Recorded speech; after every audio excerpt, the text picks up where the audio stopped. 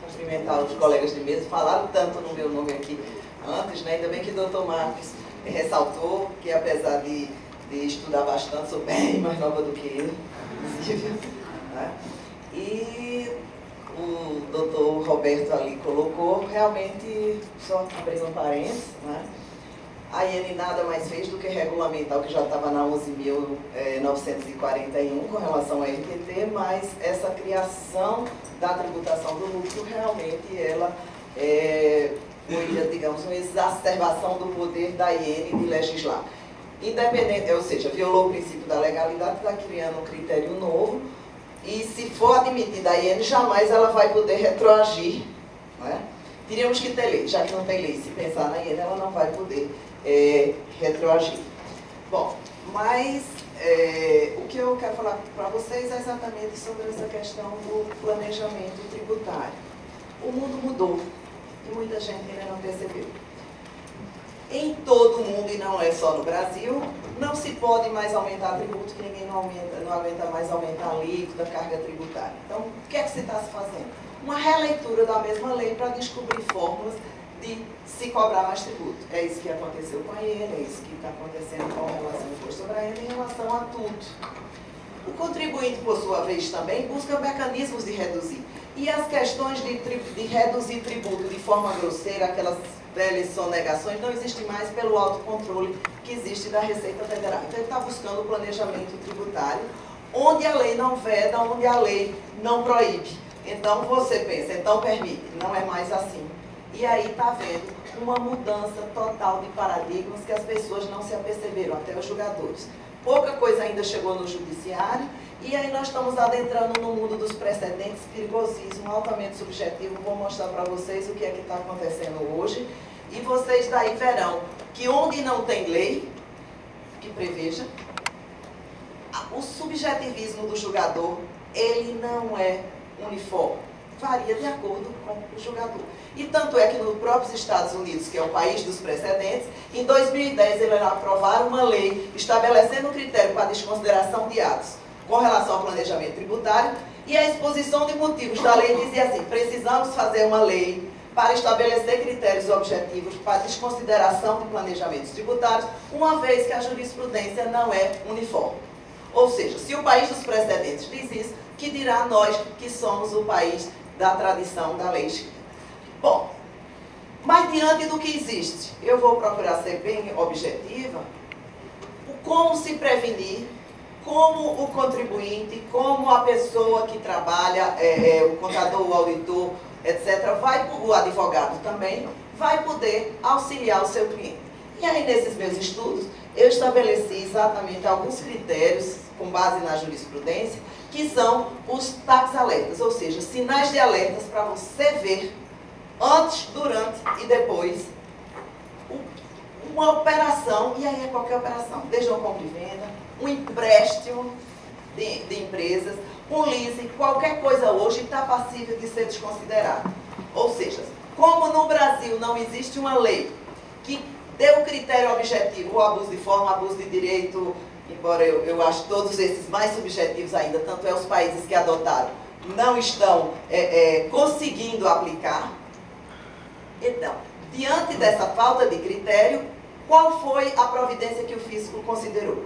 Então, ele passou a taxar tudo de procedimentos de simulação, enquadrando como crime tributário toda a repercussão penal, ou seja, você faz uma operação onde a lei não proíbe, onde a lei não veda, e há uma interpretação de que você fez uma simulação e há uma autuação.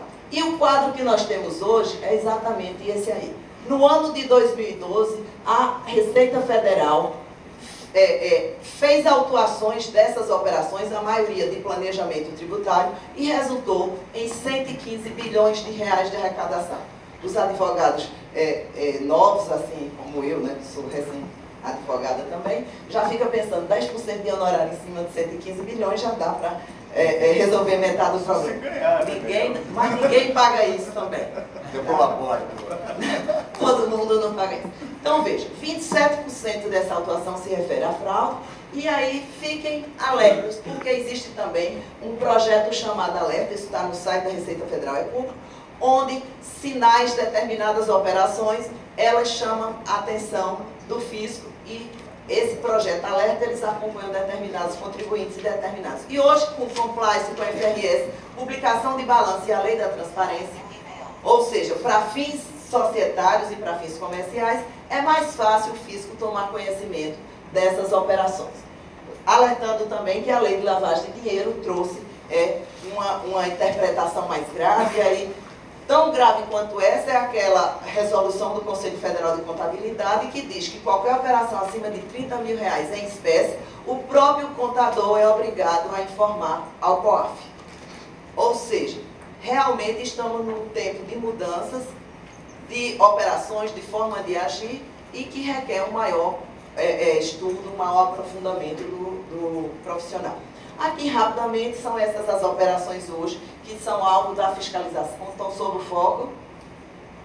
Basta uma empresa, isso também está no site da Receita Federal, não é nenhum conhecimento privilegiado, ou seja, ágio interno, ágio é o que tem mais valor. Você passa um dia no CAF todinho, é só ágio, né? Incorporação às avessas, ganho de capital. Eu quero saber, o motivo de eu ter procurador da Fazenda, qual é o ágio que pode? Que nenhum pode. Quando a lei dizia que a 9.532 foi criada exatamente para possibilitar que houvesse ágio e as empresas pudessem deduzir o ágio. Esse foi o objetivo da lei. Bom, mas voltando aqui, receitas não consideradas, movimentação financeira incompatível, glosa de créditos, operações, PRL agora está começando a chegar de montão, né, distribuição de lucros, estoque offshore, tributação de participação do exterior, operações de preço de transferência, contribuições previdenciárias. E foi interessante que no meu livro eu já tinha identificado todas essas operações, e agora achei no site da Receita Federal todas relacionadas como sendo as operações passíveis de serem fiscalizadas. E isso aí a Receita Federal verifica exatamente, sem nem sair lá da repartição. Com os balanços publicados, etc., ela já detecta. Então, eu digo sempre que estamos diante de um tsunami tributário, não é? Uma total mudança de paradigmas, onde a legalidade está cedendo espaço ao mundo dos precedentes. E esse eu acho o mais perigoso de todos. Né? E ontem me contaram a história do domínio do fato, né? Como é interessante quando você parte para o subjetivismo. E aí disse que um marido ia viajando de uma cidade para outra e chegou no meio da estrada, furou o pneu, né? Até uma história de veríssima. E o que acontece? Furou o pneu, e aí ele foi trocar o pneu, e ali, quando estava trocando, caiu a aliança no bueiro, ele não conseguiu pegar. E aí ele ficou louco. Como chegar em casa e dizer para a minha mulher que perdi a aliança? Ela jamais vai acreditar que foi eu trocando um pneu de madrugada. Conclusão, ele passou a madrugada fora, quando chegou em casa, ele ficou, o que é que eu faço? Já sei. Se eu disser ela não acredita, então eu vou contar uma história. Chegou em casa, mulher, passei a noite no cabaré. Olhe, bebi, fiz farra e perdi a aliança. Aí a mulher virou e disse, seu safado, você isso, aquilo, outro. Passou uma semana com raiva, ela disse, olha, como você falou a verdade, eu vou lhe perdoar. E aí perdoou o marido, e estão vivendo bem até hoje. E na realidade a verdade tinha sido outra, e ela jamais, e nós, né, mulher, jamais acreditaria a história de perder a aliança trocando pneu de carro. Né? Mas esse é o mundo dos precedentes, onde o julgador vai fazer a sua interpretação. Antigamente nós tínhamos pacificado lá no CAF essa interpretação. Onde a lei não veda, ela permite. Essa era a jurisprudência. Houve uma mudança total a partir do ano de 2000 na forma de interpretar atos e operações. É interessante também nos meus estudos que eu verifiquei, sempre que o mundo entra em crise financeira, se descobre uma forma de fazer releitura da lei e volta à moda a questão do planejamento tributário. Então, o Brasil não fez nada de novo, está copiando o que está fora, o que já aconteceu em outros países. A única diferença é que os outros países aprovaram leis e nós não temos uma lei que regulamente desconsiderar uma operação feita exclusivamente para economizar tributos. É permitido? É permitido, mas hoje, se você fizer, essa operação vai ser considerada como uma operação simulada e haver uma acusação de crime. Então, desse momento aqui que tínhamos essa jurisprudência, lembram do caso Grendene? Foi o primeiro caso do Brasil onde houve uma acusação de simulação, uma empresa do lucro real, abriu 8 empresas de lucro presumido, todas as receitas ficavam nas empresas de lucro presumido e as despesas na empresa do lucro real. Então esse foi, digamos, o primeiro planejamento tributário, foi considerado como simulação e ele foi mantido no judiciário exatamente sendo considerado como uma simulação. Isso foi lá em 1982, nós éramos todos crianças, né? Não sei, doutor Marcos, Vai nascer. não vamos exagerar. Já tinha uma banca forte lá no Rio de Janeiro. Participou desse cara. Muito bem. E o que é que tem acontecendo? O que é que tem acontecendo na jurisprudência? E aí onde é que está o perigo? Reforçando o que o doutor Roberto disse, o que o doutor Marcos disse, o perigo das mudanças que estão acontecendo. Hoje a jurisprudência pega uma operação e diz que a fraude à lei é abuso de direito. Ora, se você for por conceito, são duas coisas diferentes, mas aqui está dizendo que as duas a mesma coisa. Abuso de forma, empresa veículo, sem finalidade negocial, negócio jurídico e direito. Então você vê que uma mesma... Eu tenho um caso interessantíssimo, que são 4 processos contra o mesmo cliente, cada um caiu numa câmara e cada um teve um julgamento diferente. Desde dizer que era simulação, a outros dizer que não tinha simulação, retirar a multa, mas que era uma operação que não podia existir. Ora, ou era simulação, podia existir, ou não era simulação e não podia existir. E outra que, surpreendentemente, numa Câmara que a gente diz super fiscalista, por unanimidade, com voto da Fazenda, uma fiscal bem fiscalista, com todo respeito, brilhante, mas ela disse que não havia simulação e deu um voto bem fundado. Então você vê como jurisprudência, domínio de fato e essa questão muito personalística do julgador, ela pode variar de acordo com o sabor dos fatos. E aí, temos essa operação bastante interessante, onde no dia 29 de maio, ou 29 de janeiro, 2 empresas se juntaram e se associaram. No dia 30, às 9 horas da manhã, fizeram o aporte de capital integralizaram, acionistas se juntaram. Às 14 horas, elas fizeram uma cisão, 14 horas do mesmo dia. Né? E aí, essa operação é legal? Existia algum impedimento na lei? A lei vedava, proibia? Não. Podia ser feita? Sim. Mas aí o que é que aconteceu? Como um entrou com bens e outro saiu com dinheiro, foi considerada que era uma simulação. Eu não vejo simulação nenhuma. Tem até um voto interessante que eu vou passar para vocês, onde o julgador diz assim, olha, podem até não gostar da operação porque ela reduziu tributos, mas simulada ela não é, ou seja, não é uma operação escondida, foi formalizada, registrada, publicada. Foi feita só para economizar tributos? Sim, mas existe alguma coisa na lei que vede isso? Recentemente tivemos um acordo até surpreendentemente do Dr. Alberto Pinto, que ele é o fiscal, é um julgador bem fiscalista, né, que vem da Receita Federal, onde ele julgou favoravelmente ao contribuinte, no caso Multiplan, e aí ele diz o seguinte, não se exige propósito negocial nem operação, porque a lei não exige propósito negocial. E um dos propósitos negociais é exatamente a empresa procurar reduzir tributos através de mecanismos legais. Muito bem. Então, esse caso aqui, ele foi julgado como sendo uma simulação e foi mantida a autuação sendo como simulação. Eu entendo que, nesse caso, há um grande equívoco. Essa operação não foi simulada, ela existiu. E aí vem o seguinte, o direito de sobreimposição, como falou o doutor Marcos. Ora, o que é simulação está lá no Código Civil. Se vai usar o conceito do Código Civil, ele tem que ser usado por completo. Então, de acordo com o Código Civil, isso não teria sido simulação. Foi uma operação com o único propósito de reduzir tributos, onde a lei permitia. Mas foi considerada simulação e foi mantido essa autuação. Lembrando que há uma grave acusação com base em indícios, mero indícios, e quando a própria lei exige, tratando de simulação, tratando de crime, tratando de dolo, a lei expressamente exige prova. E você vai para todo o arcabouço, o Decreto-Lei 5.844, eu trouxe os artigos do RIC que estão consolidados, e aí ele diz, a escrituração mantida regularmente, ela faz prova a favor do contribuinte e caberia à autoridade fiscal exatamente 5 minutos, eu só falei. Bom, então o que é que acontece? Cabe à autoridade administrativa fazer a prova. Então você vê que o decreto 70/235 repete a mesma coisa. Todas as nossas leis, elas asseguram que a contabilidade regular faz prova a favor do contribuinte e quem tem o ônus de provar que houve dolo, fraude, é sim a autoridade fiscal. E fala em prova, não fala em indícios ou mera dedução lógica, senão a gente vê o caso da aliança, que você vê que ele demonstra bem que nem sempre o que aparece realmente é.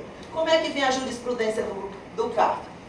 Em alguns casos favoráveis, em outros não. Temos o caso célebre da Gerdau, que foi um caso de age interno, onde o contribuinte ganhou, e foi muito interessante essa decisão, porque ele também consagrou que não há base no sistema jurídico para o físico afastar a incidência legal sob alegação de abuso de direito. Nós não temos essa figura na nossa lei tributária. E aqui o contribuinte teve sucesso, esse caso ainda vai provavelmente para a Câmara Superior, mas até agora o contribuinte ganhou nesse caso o Gerdau, e aí ele diz muito bem que a lisão, desde que o contribuinte atue conforme a lei, ele pode fazer planejamento tributário para reduzir a carga tributária. E aí ele diz, o fato da sua conduta ser intencional, porque no auto de infração, a autoridade fiscal disse que havia uma intenção de reduzir tributo, aí ele coloca, o fato de ser intencional não traz qualquer vício. Estranho seria supor que alguém fizesse qualquer coisa sem ter a intenção de pagar menos tributo. Então foi bastante interessante, e aí ele disse que a segurança jurídica diz que a previsibilidade da tributação é um dos aspectos fundamentais. Muito bem, temos o caso Santander, aqui foi um caso de 4 bilhões de reais, esse tudo é dado público, saiu até no valor econômico, onde também, e aí foi interessante esse acordo, que foram estabelecidos alguns parâmetros, exatamente do que seria simulação, que pode ser utilizado para que não é simulação.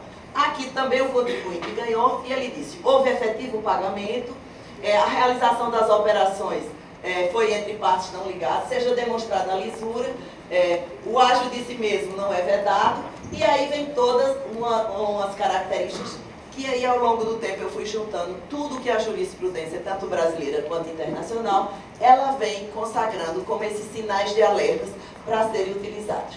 Temos aqui aquela decisão do Dr. Alberto Pinto, que é o caso também da Multiplan, onde ele coloca que realmente a lei que criou o ágio, ela permitiu sim que o ágio fosse deduzido, desde que a operação exista. Veja, uma operação que é publicada, registrada, dado conhecimento notório e público, como é que você pode dizer que isso é uma operação simulada para ser desconsiderada e ser autuada e considerada um crime tributário? Né? Aqui ele vem dizendo, e aí ele diz que o propósito negocial aqui no parágrafo pode ser exatamente o de realizar a organização societária para se valer de normas permissivas.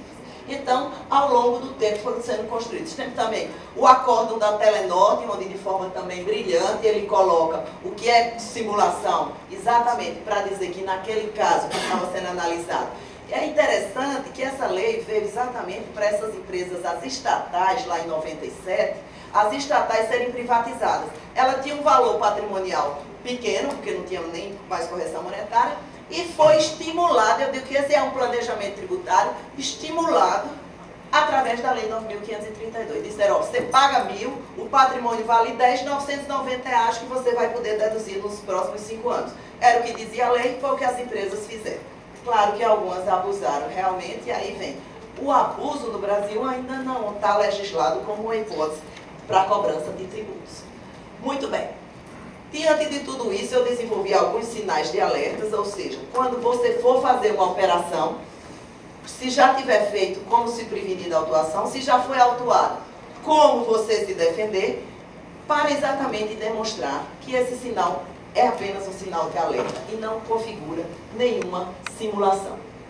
Então, a gente tem o seguinte, o objetivo é exatamente preventivo, orientativo, correção, probatório e de defesa, e também para o fisco. O fisco observa esses mesmos sinais quando vai fazer uma fiscalização, como o quê? A presença de qualquer desse sinal é um alerta para ele pensar que ocorreu uma simulação e partir para uma autuação.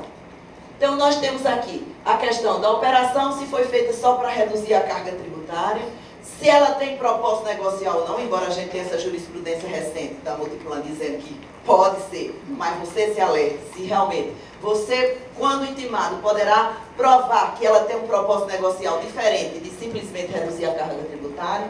Se existem físicos, meios físicos humanos, ou seja, se você diz que é uma empresa que está realizando uma operação, essa empresa existe, tem empregados, tem sede, ou ela só é uma empresa de papel, tá? Isso é muito importante, a gente vê muita atuação. Se tem corpo gerencial próprio, chama a atenção para esses dois itens, 3 e 4, que eles também estão na própria CVM, tem uma norma que regula que o próprio contador, quando for registrar uma operação entre empresas internacionais, se ele verificar que falta qualquer uma dessas duas características, ele mesmo, na hora de lançar, já está obrigado a fazer a desconsideração da operação e registrar exatamente de uma outra forma. Então, veja, acusa-se muito o físico, mas muita coisa também, esse conceito de substância sob a forma, por exemplo, ele veio exatamente da lei societária.